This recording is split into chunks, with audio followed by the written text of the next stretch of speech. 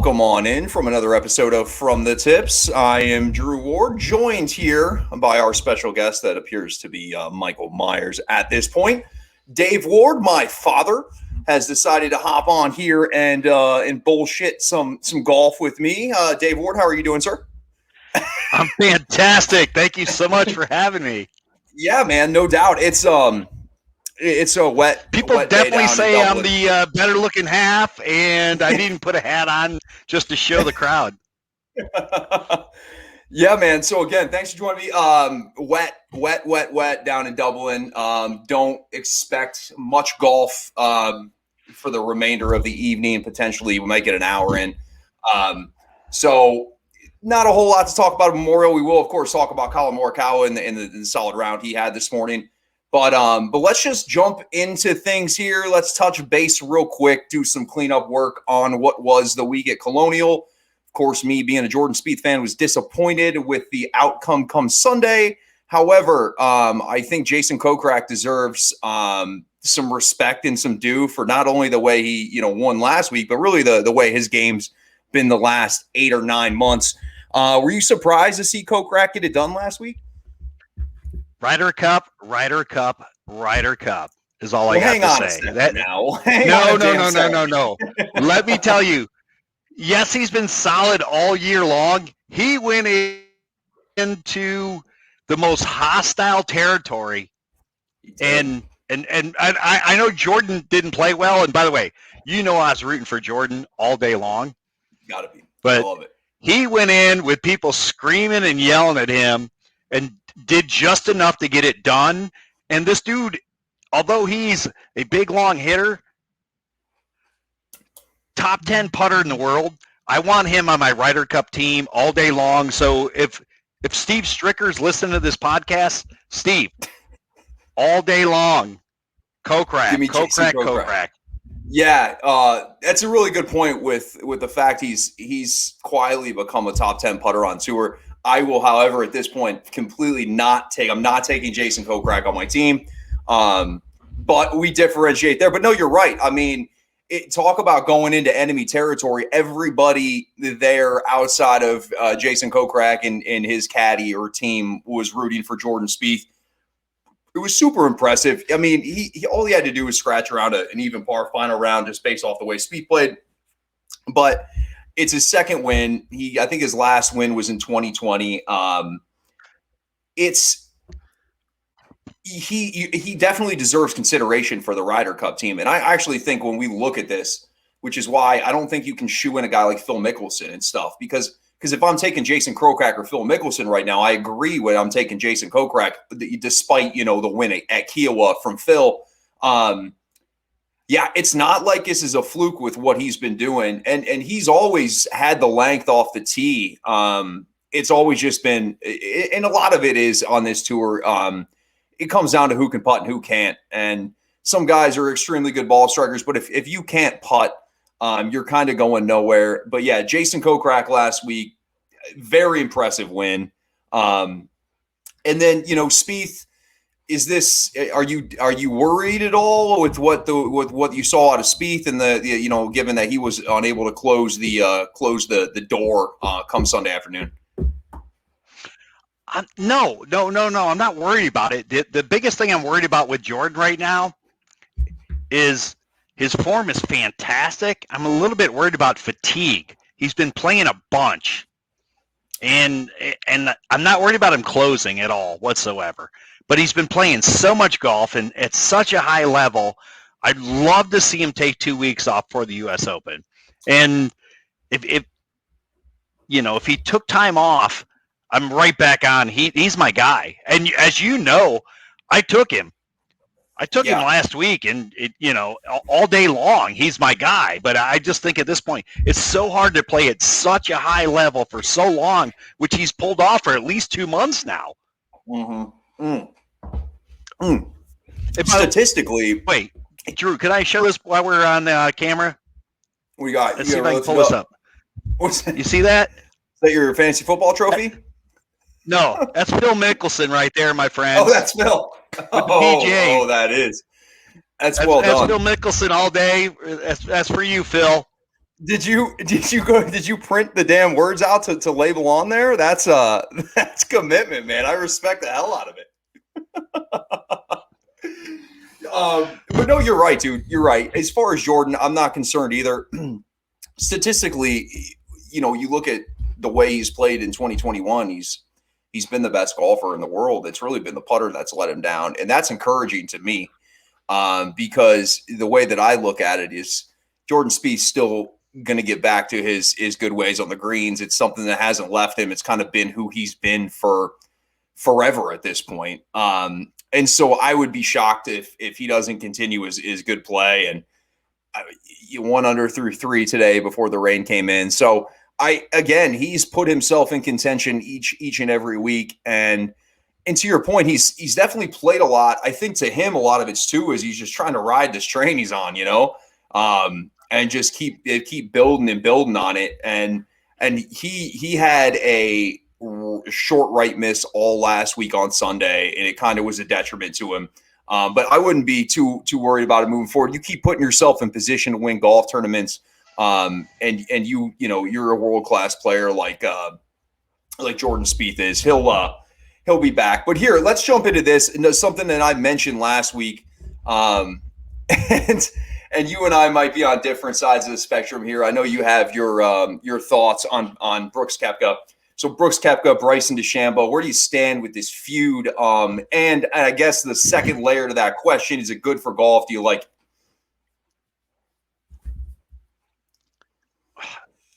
Well, when it comes down to Brooks, it's like Brooks is trying to be LeBron.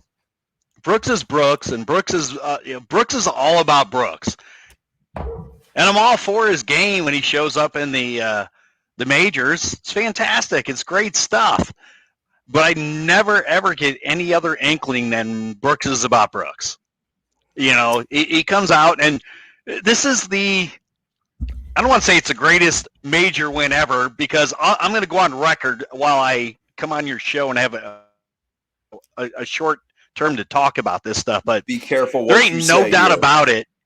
Be careful. There's no doubt about it in my mind that I don't have the numbers put together yet, but in 2021, 2023 or 24, Tiger Woods is going to win the Masters, because there ain't no way that Phil Mickelson is going to up Tiger Woods in any way. And I'm the biggest Phil fan ever.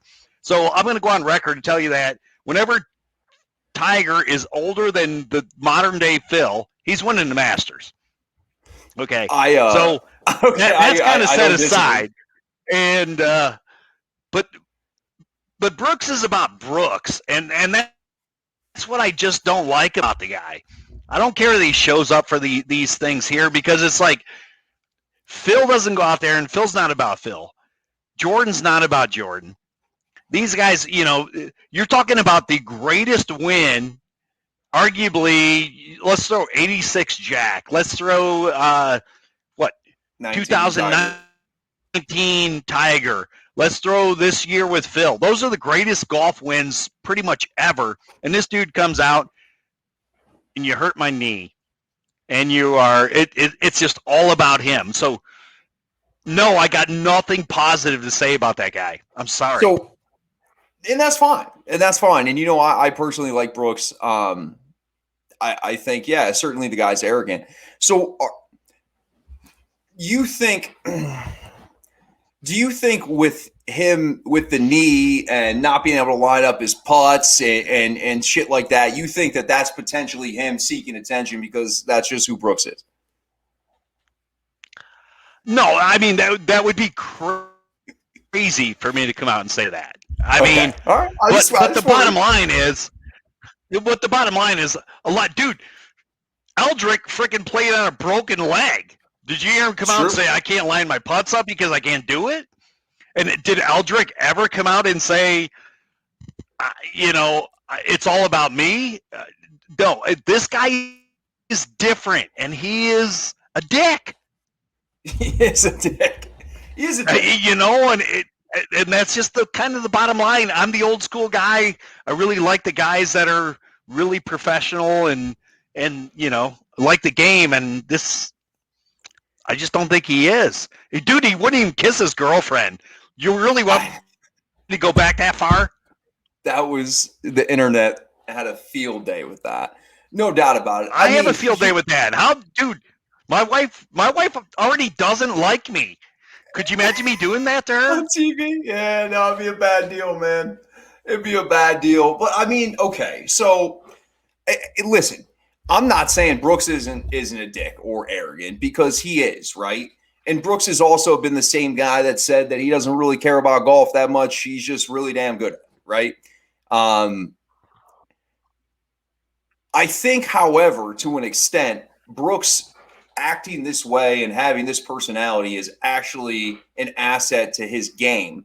And I could argue that Brooks being Brooks and loving him some Brooks is certainly a factor in the reason he has so many major championship wins. I mean, what kind of crazy asshole steps into a press conference, basically says, well, half the field I'm just better than the other. I totally agree. Totally agree. Yeah, I mean, it's like guys don't say that stuff. So I think in Brooks may just be this kind of person, but I think to an extent he kind of flourishes on kind of that, I'm an arrogant ass, come get me, I think I'm better than you.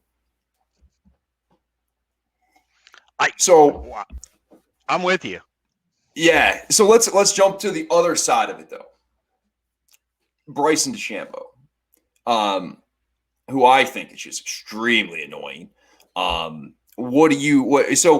just because you don't like Brooks, do you like Bryson, or do you just think that they're both just goof ass balls? Absolutely. I think they are both just goof ass balls. And I only love Bryson because you don't love Bryson. Yeah, sure. And it's over the top, isn't it? It's just over the top. The only reason I kind of want to say I like Bryson is because I almost think Bryson is embracing the fact that he's a douchebag. Yo, 100%. And he is totally a douchebag. Oh, yeah. But I think he's kind of embracing it, which makes me want to like him. Even though there's nothing I like about either guy, in all honesty, but the fact that he's starting to embrace that he's a douche kind of makes me like him. It's funny that, I mean, Bryson was a heralded collegiate player, right? and he always wore the goofy ass hat. But what Bryson did, which is incredible, is basically quarantine. He's changed his whole image, who he is. He just became the jock from your South Park, he PC principal. He's all just ripped up out here, and he just changed his game completely. And then he feasts on the spotlight just as much as Brooks does, and I think he's over the top. I think he's ridiculous. This guy's the same guy that came out 2 weeks ago bitching about slow play when not long ago, when he was hitting it 50 yards short, he was the slowest damn player on tour. So it's Bryson calculating. It's like, we don't know, the science doesn't know what it is behind this yet. These are things we're just learning with these ball speeds and stuff. And it's listen, when it works, as it did at the U.S. Open, I mean, it literally changed the way guys were thinking, because if they're, like Rory said, if they're going to set up golf courses in a certain way, Jason distance isn't a bad idea. The thing that's really impressive with Bryson, outside of the personality, is how straight he hits the golf ball, for how far he hits the golf ball. But I think it's interesting when you talk about this conversation, to bring it back, is the player incentive program that the PGA's put in place. It's basically $40 million of floating money out there that you can earn based off of your likeness, your game, your popularity. And I think these guys are just rocking it right now. And it adds a different element. And a lot of people can argue that $40 million should be put back to grow the game in certain different areas. Really, in my opinion, the $40 million should just go to be directly wired into Tiger's bank account, if you ask me, because none of any of this would ever be around without Tiger Woods. But do you think, and I think Phil's embraced it as well with how he's become on social media, and I know you're not onto that shit, so you don't see that, but but Phil is embraced it. Have you heard about this player incentive program? And I kind of threw this on you, so I apologize. But what are your thoughts about it? It's very interesting. I want to know if they're ever going to show us how it was paid out, right? I want to see a spreadsheet of how Brian Harmon earned $800,000. I need to see it. I need to know why. I just I'm very intrigued by how the payment process goes and what they weigh as far as tournament success or social media success. Like what goes into it? I totally have no idea how that's processed or paid out. I've never looked into it, but yeah, let's be 100% honest. There are half a dozen people that move the needle in the game. Right. Yeah. And let's talk about it. Tiger Woods still moves the needle. And everybody in the world, including my best buddy, Phil, if I can pull it up again. There you go. There it is. Is that the water maker? Dude, those are the guys that move the needle. And yeah, so I don't know how this whole program would work or how anybody, well, outside of, now I do think that you bring up good point. This whole deal outside of Phil and Tiger, I mean, the whole deal with Brooks and Bryson moves the needle. But how does how's Brian Harmon move the needle? I love Brian Harmon. Don't get me wrong. You know I do. I'm a lefty. I love Brian Harmon. But there's 6 guys that move the needle. Right now, Jordan's the guy that moves the needle. Yep. That was a great point. And that's pretty much about it. And Rory. And Rory's down right now. But it's basically Rory's not moving it much at this point. Yeah, I can think of maybe, Tiger and Phil, and then it's Spieth, it's Bryson. I think Bryson's moving the needle to an extent. Listen, the dude he stood on Arnold Palmer's golf course, hit a ball over the water on 6, and then celebrated like it was a effing long drive competition. If Arnold Palmer was alive, he'd have grabbed his ass by the ear and drug him out of Bay Hill. I think he's a clown. But again, it's good for the game. If I was there and allowed to, I would have done the same thing. Yeah, I mean, it's like I don't know. And again, you're right. There's very few guys that move the needle. Now, when you look at the social media perspective, it's different. So, like, you got guys like Max Homa that are they're probably the most popular on social media on the PGA Tour. Mm-hmm. So I'm sure there's some incentive there. But it's just the whole thing. I'm just interested to see how it plays out. And in the PGA, they're never going to show us who gets what. And it's going to piss me off to the end because I want to know. I want to know if Tiger's sitting on his couch with 14 broken bones in his leg. I want to know how many millions of those dollars are going to him because I still think he probably deserves some. Mm-hmm. I totally think he does. And by the way, not to switch gears, but when we're talking about those things, it's like, is there anything greater than what the European Tour does?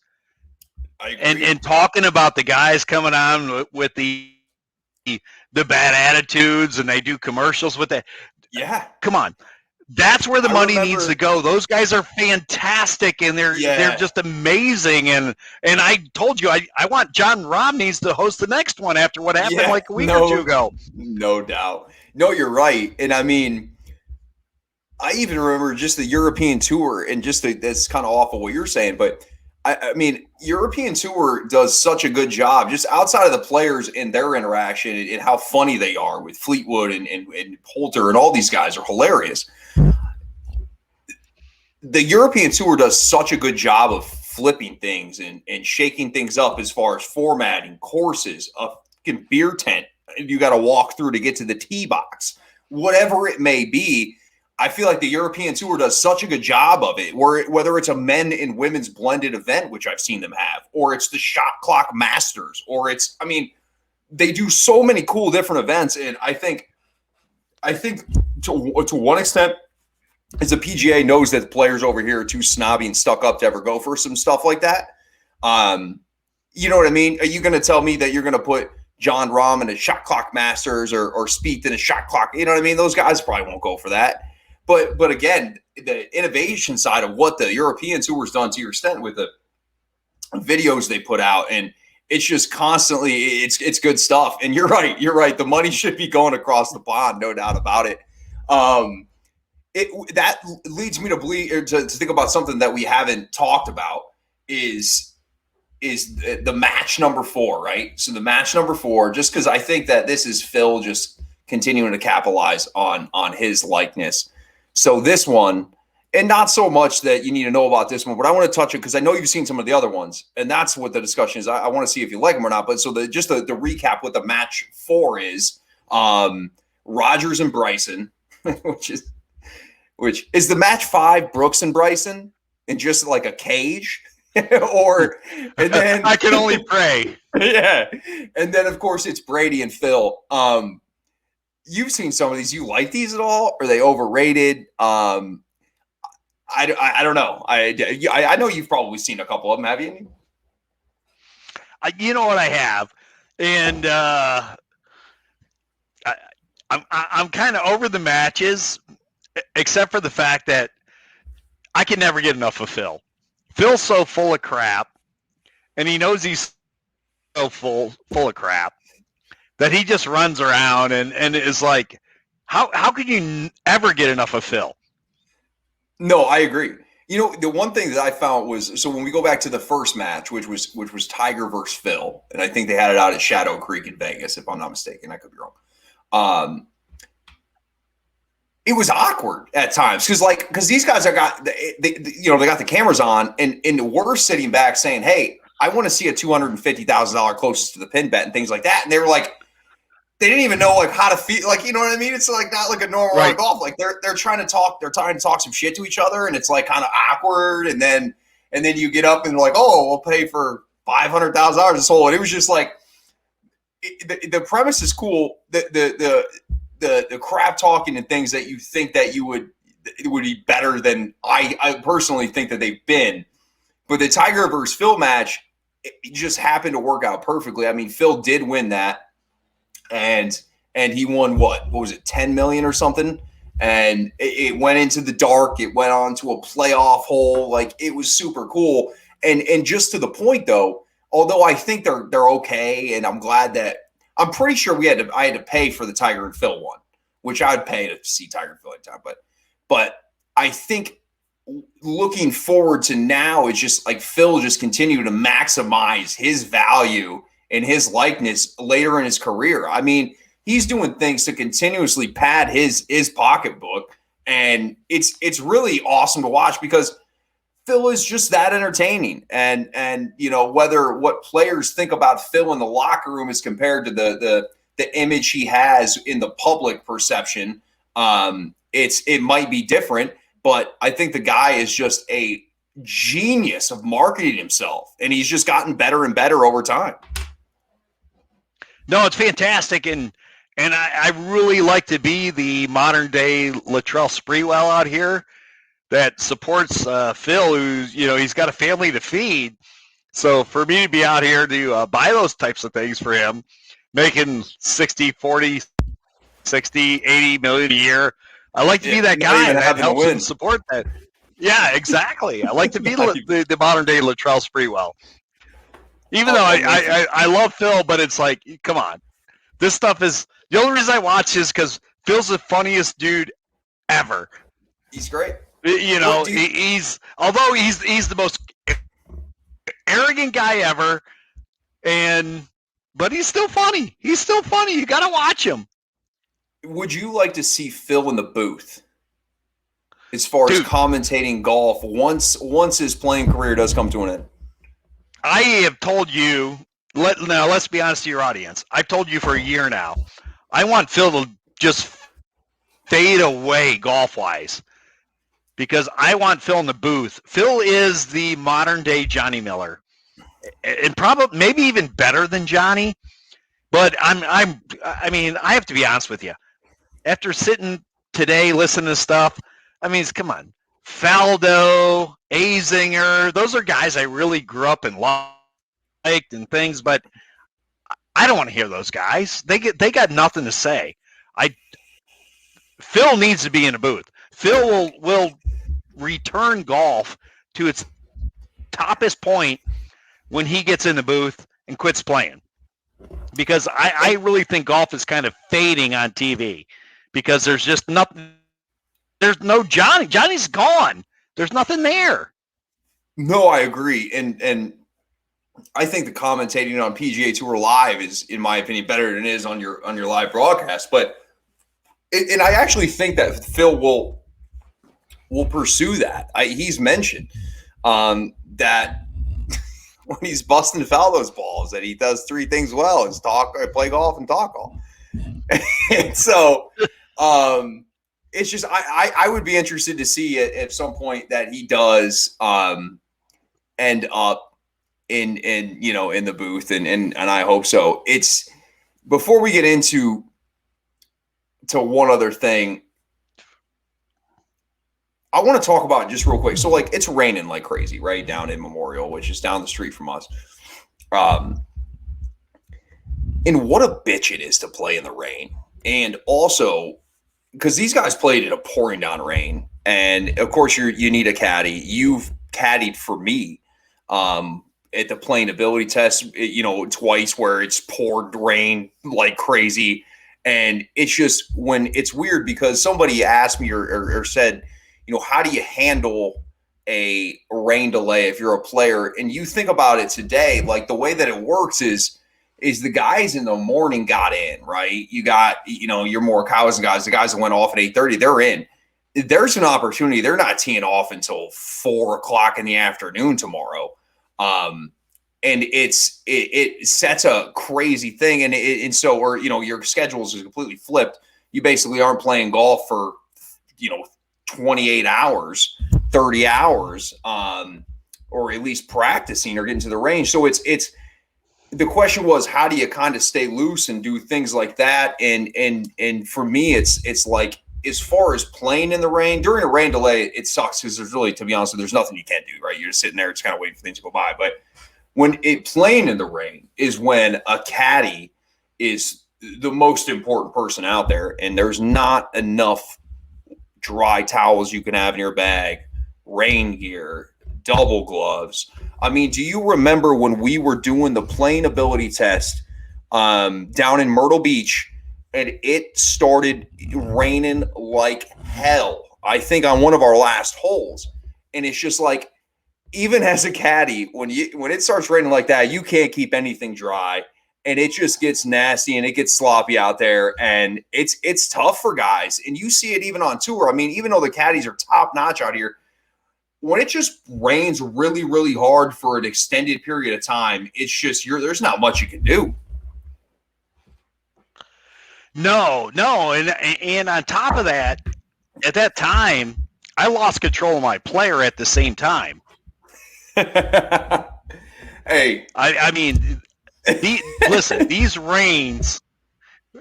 We had some storms coming in, folks, and we played this like island par 3 moving into 17 that required a really important shot, and we hit that important golf shot on 17.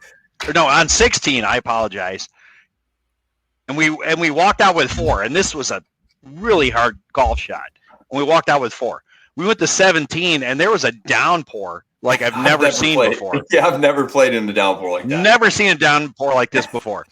So we went to this downpour, and we had to play it at this point, and we hit a tee shot. We went out, and the ball plugged, and we got a drop from that. The player and I argued over the club moving forward. I'm the player. Okay, and we're not going to argue what happened, but we walked away with bogey after the argument of the club to play. And then the player moved on to the 18th hole. Proceeded smoking out of his caddy in a pouring down rain, and played a shot that that the caddy had no play in, had nothing to talk about, had no input, and the shot's a shot, and the caddy has nothing more to say other than the shot's a shot at that point. And but we moved on about a couple months later, and we fixed that. We Yeah, fixed it yeah. after that. We smoked that playability test the second time around. In my defense, I upheld my integrity. My man was trying to tell me my ball was in bounds and it was in a construction site. And I'm like, bro, It totally I was don't out of think it's in bounds. bounds. It was a really Yeah, hard day, and oh, man. And I then agree with that. I However, remember, if you would have I, waited for your caddy to walk you through the swing, I things agree. would have been different. Yeah, maybe, maybe things would have been Hey, different. some people are saying that, Brooks Koepka likes to play his knee. People are saying your caddy had a toe about as big as a arachnoid spider that was Yeah. broken and way However, bigger than Brooks. that was because of adult beverages and you Well, hitting the okay. ball in pine straw. That's We a didn't have whole to go there. different. We didn't have to go there.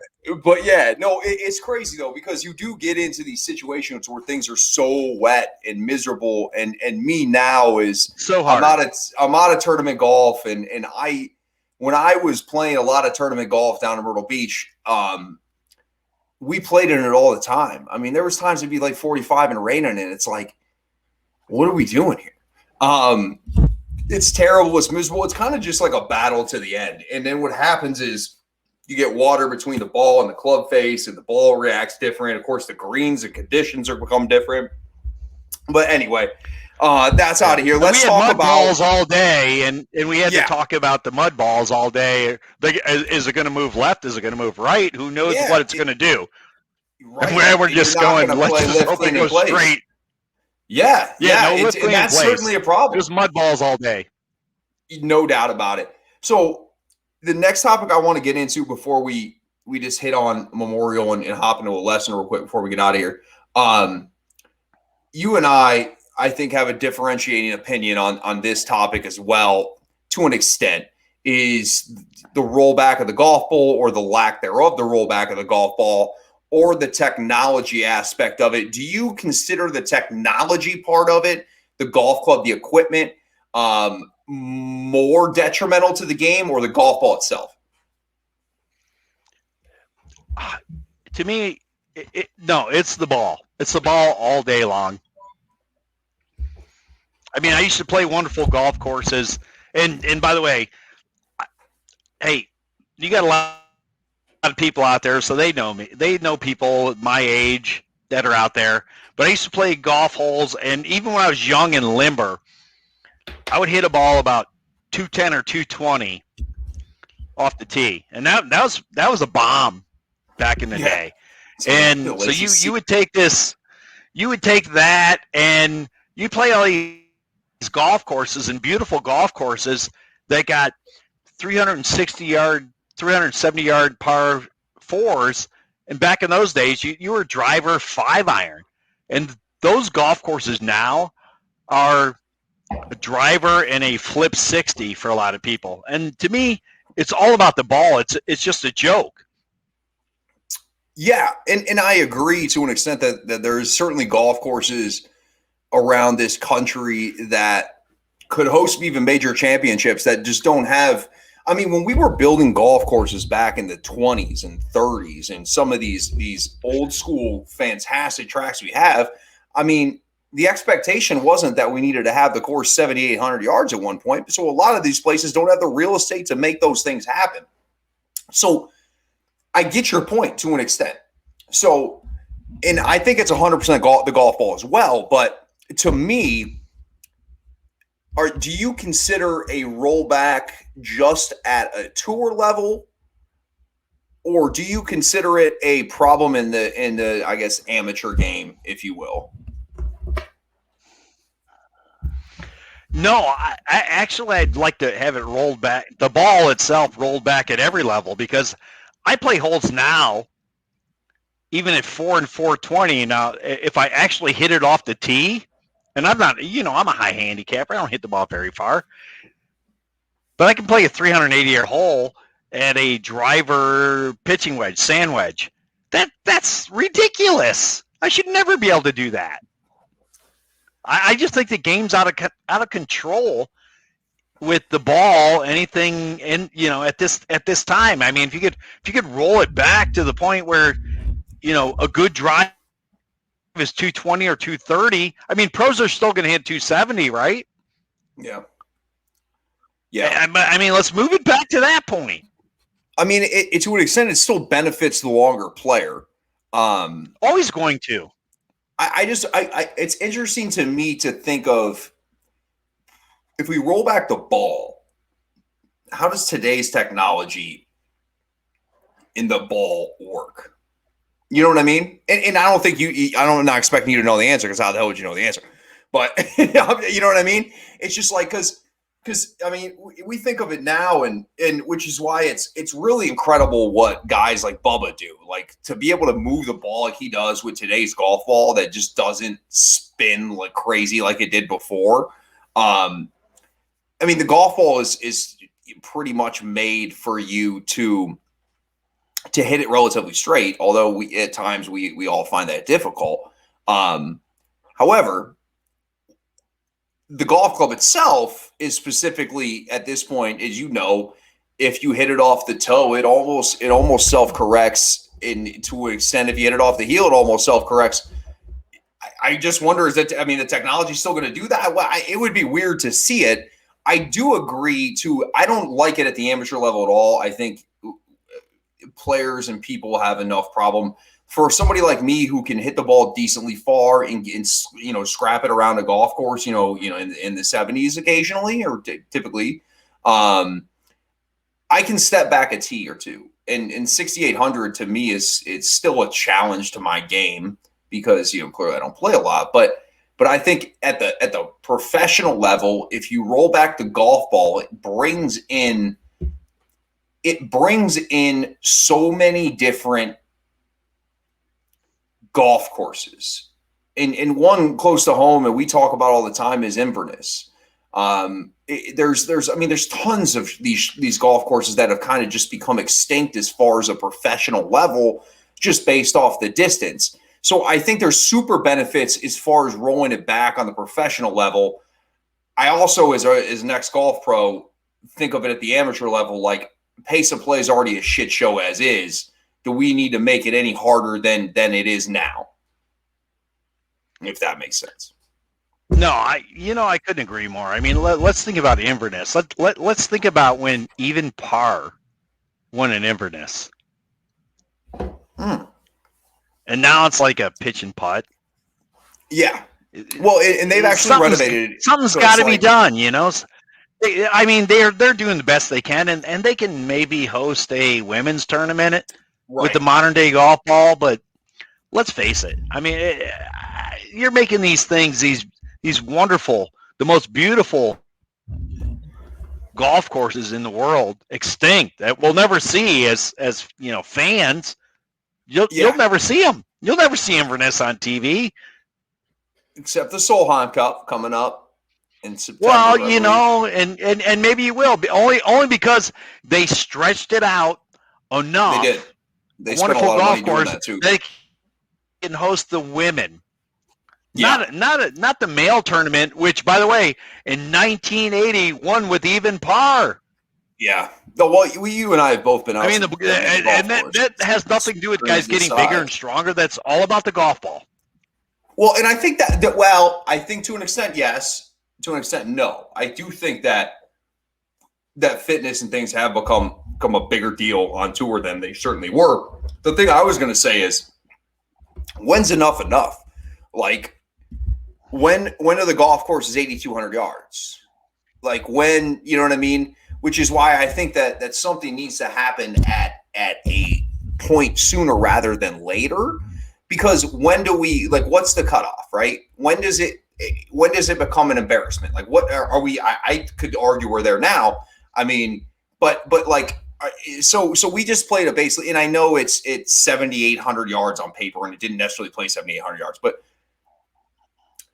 Keel Island showed why it was a super, and I've been to Keel Island, and it's a nice golf course. It's not fun for people like myself.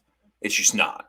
Like, that we saw what these guys did at Keel Island, and we're like, okay, this golf course will stand the test for a long time. Keel Island needs to be on the map more often, and is in a large part to do with that is because they have the distance, the golf course itself. I mean, so say the course played 7,700 yards, 11 of the holes are right back into the wind, right? So that's an 8,000 yard golf course to an extent. So yes, a course like that's going to stand up to these players. And I thought the way that the PGA put on that event at Kiawah was spectacular. I think everybody else agrees. They did a nice job adjusting the tee boxes, moving things around to where they gave players a different hole kind of every day. But again, you don't have 7,800 yard, 8,000 yard golf courses just laying around the country. There's just not that many of them. So either you grow the rough up waist high, or you got to figure something out because again, there's so many beautiful gems across the country at this point that are just becoming extinct. I couldn't agree more. It's just. Let's do this. Let's knock out this quick wedge lesson. The lesson tonight is talking about a little bit of course management, actually, in flighting wedges and playing different kinds of shots with wedges. So we'll play that, and then we'll touch on what was Memorial for the first round, and it does not look like any more golf's going to be played today.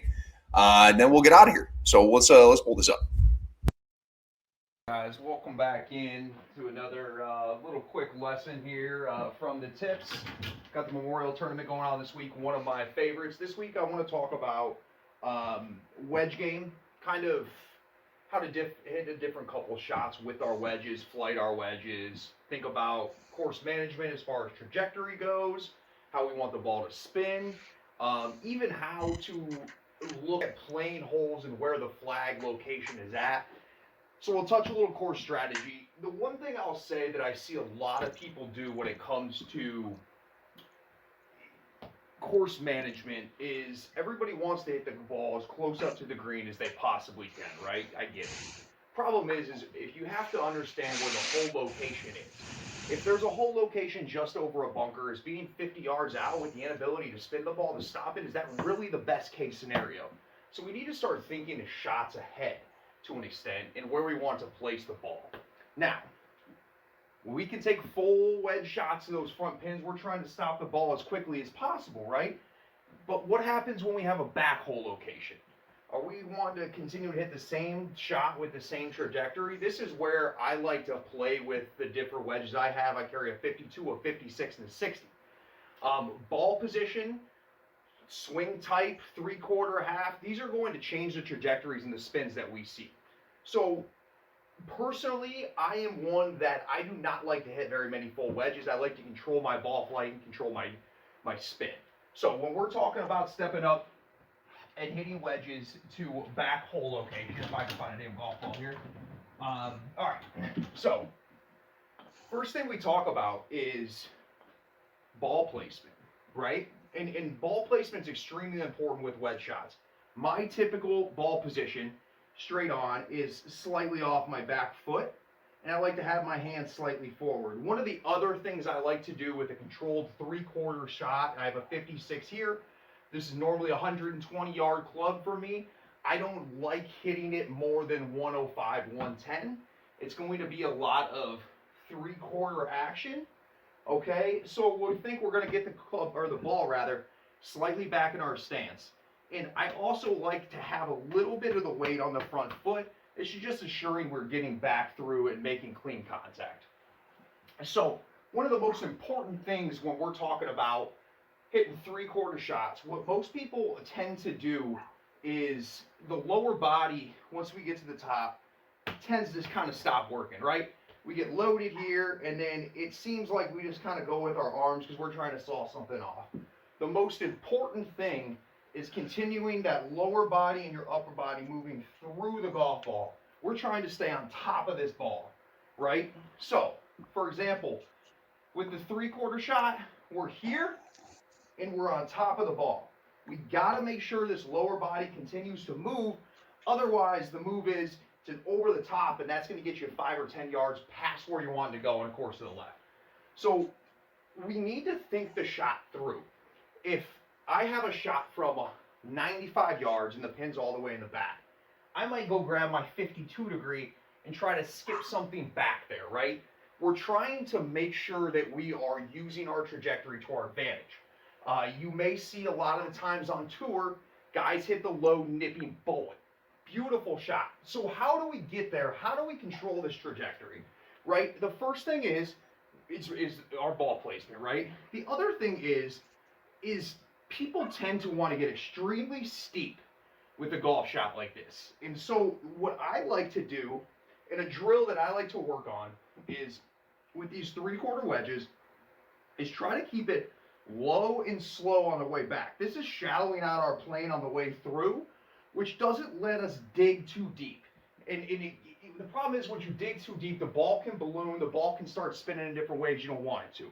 So on these shots, we don't want to necessarily be steep on it. We want to come through on a shallow plane to where we're feeling like we're barely brushing the grass. So we'll just do our low and slow technique,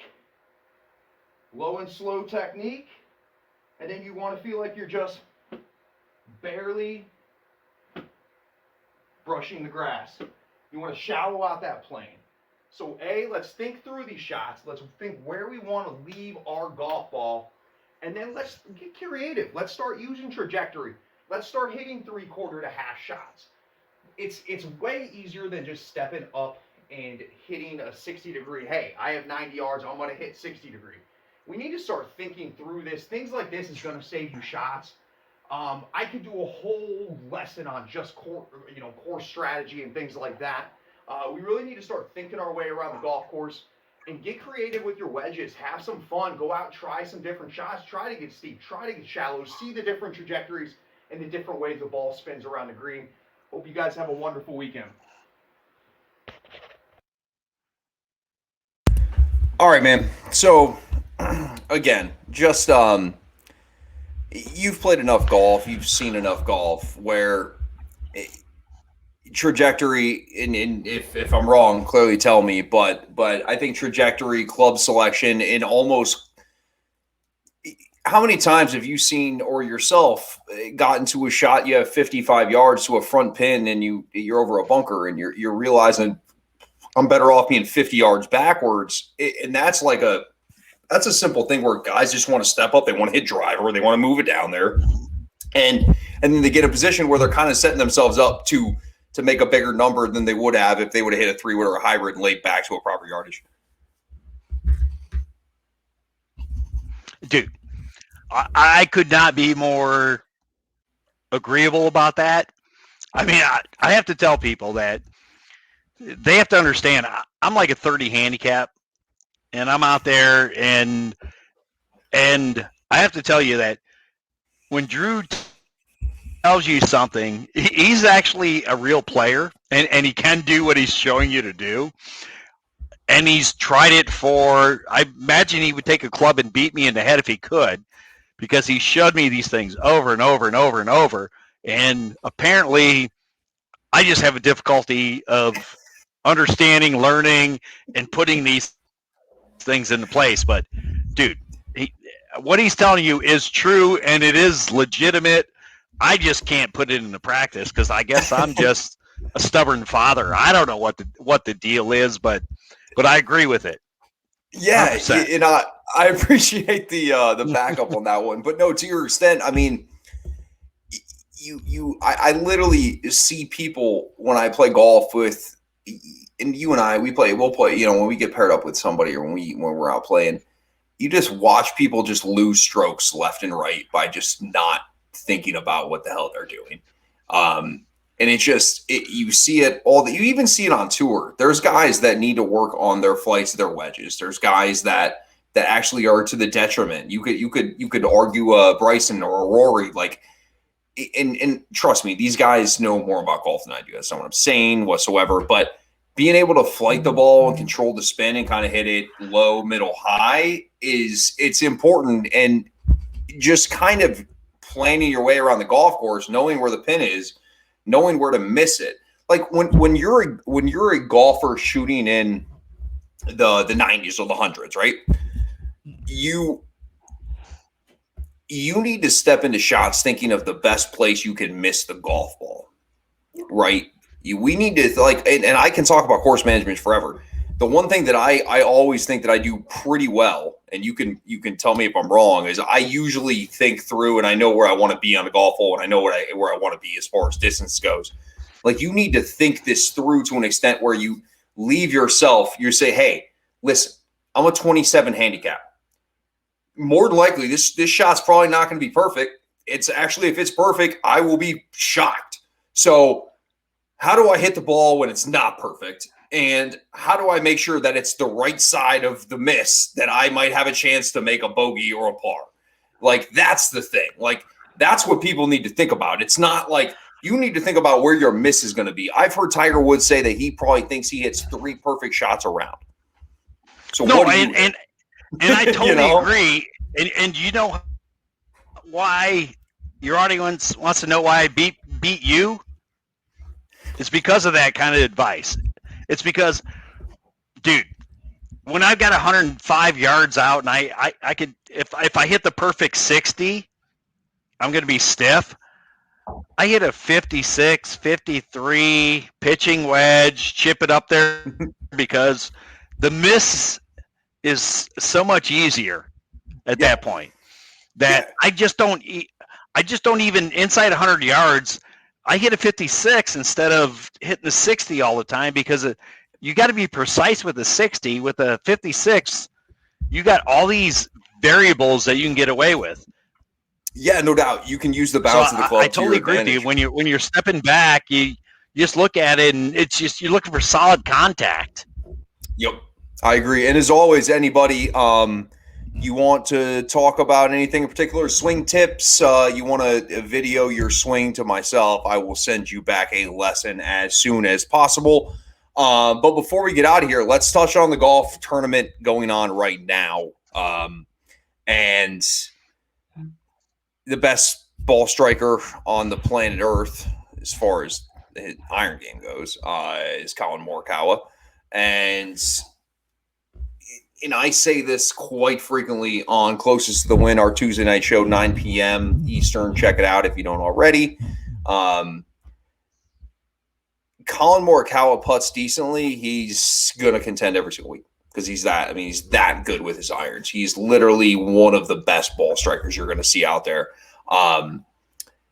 He putted decently today, and he's, as of right now, in the lead. And the one thing I will tell you about this golf course, and make no fool of it, you can see boys going 6-7 under today. Jack ain't having none of that shit. Jack's going to put that to sleep real fast. I promise you that. This golf course is going to get harder every single day. Jack knows what he's doing. I mean, he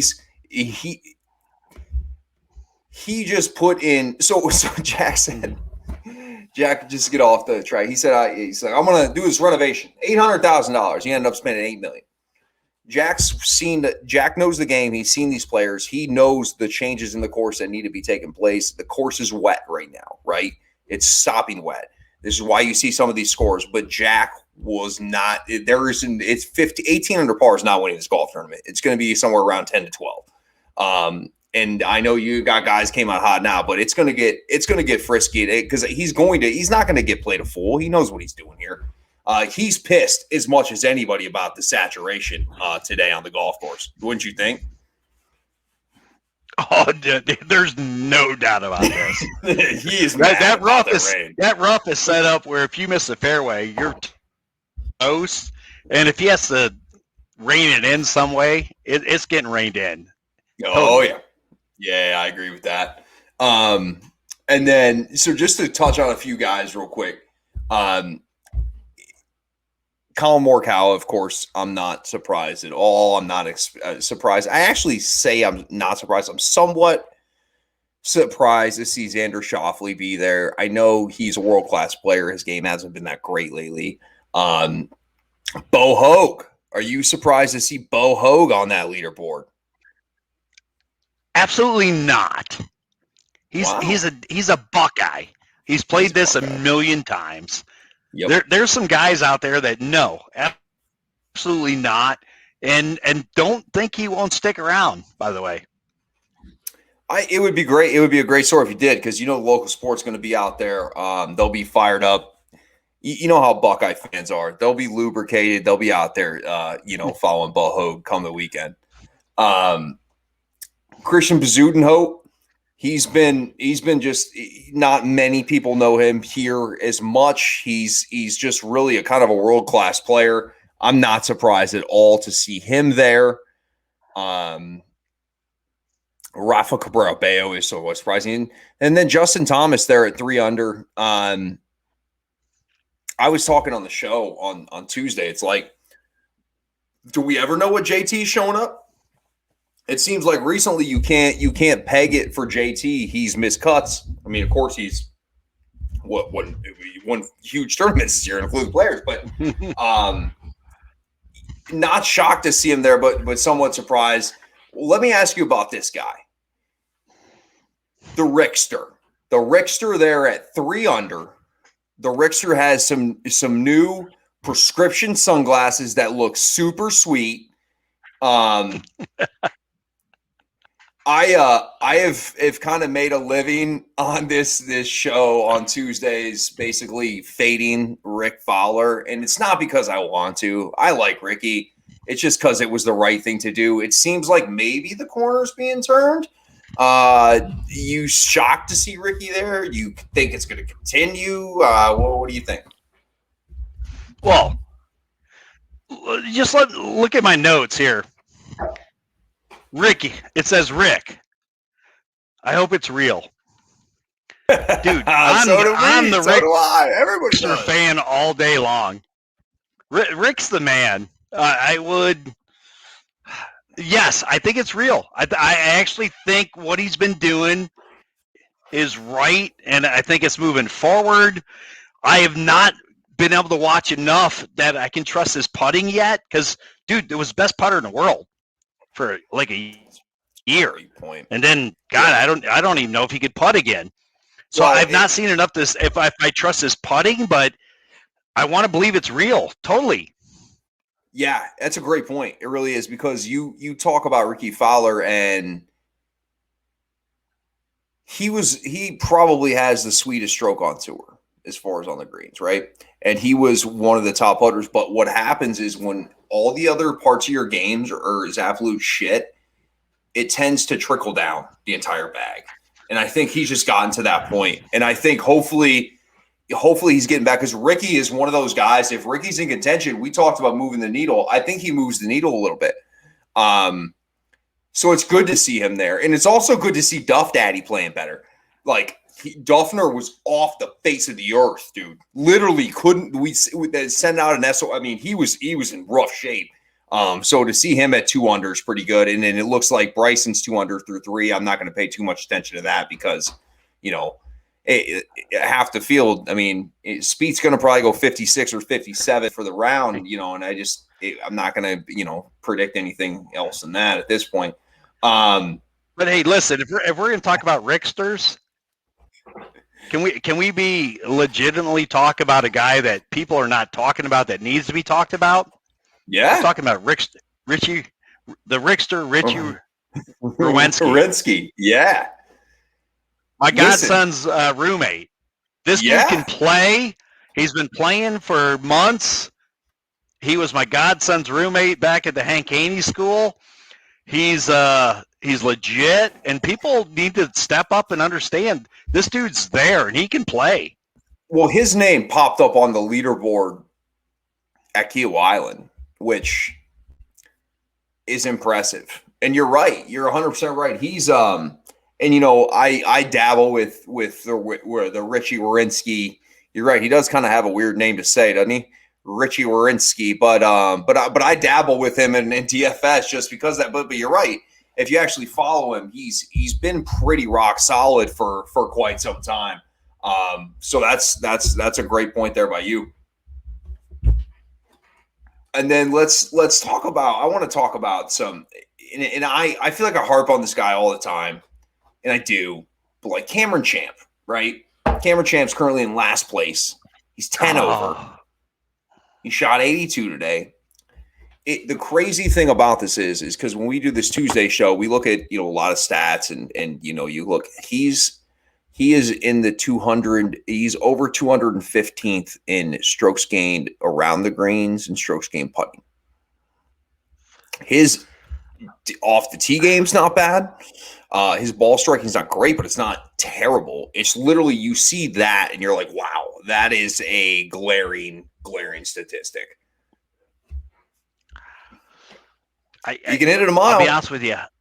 I just don't know what to say, because he does hit it a mile, and there are weeks that he's just there. But I just don't know what to say about the guy. No. Because, like you say, he'll disappear for who knows how long, and yeah, I don't know. I have nothing to say. He's just everywhere. And the fact that he's what is he? What is he? 10 right now? Is he? I was looking at my notes. Is he 10 or 12? No, he's 10 over. 40-42. And my note. Yeah, I'll tell you what my note says. Cameron Champ plus 10. WTF? What? Not good. How does that guy? Not good. I mean, how does that guy shoot that? I just have nothing to say. All right, man. I agree with you 100%. Before we get out of here, I know it's hard to say right now, if you had to pick one guy to be your outright at this point, who are you taking? I mean, it's hard because half the field hasn't even seen the fourth hole. Man, I honestly I don't know. He's kind of shooting how to do that at this point. You know what? There's a couple things I'll say. I don't know, but there's a couple things I wanted to say that I think the Patrick Cantlay score is something that's trending in the right direction, and I don't think he's going to win this week. Patrick Reed, you mean? Patrick Reed? No, Patrick Cantlay. And I think he's moving in the way I want to see him move, because he kind of fell off the face of the earth. I think you clearly know from my perspective, Raminator is going to win the U.S. Open by 3, 4, 5, 6 shots. I haven't decided by how many yet. But as far as this week goes, no, I got no giant favorite at this point. I mean, I know you got your super iron guy out there. Yeah. So I can't pick it's hard this because there's half the fields hasn't even finished. I mean, you do like to see Rombo shoot 69 today, and that kind of goes in your ballpark of trending right towards Torrey. I don't want to take Spieth just to be a homer here. I still think he's going to win the tournament. Man. I'll go with JT. JT will be my pick, but I think Spieth's going to win. I just don't want everybody because all I do is pick Spieth. But hey, I've been damn good all the time. So get on the Spieth bus, folks. That's what we're doing. Listen, man, this was a lot of fun. I think.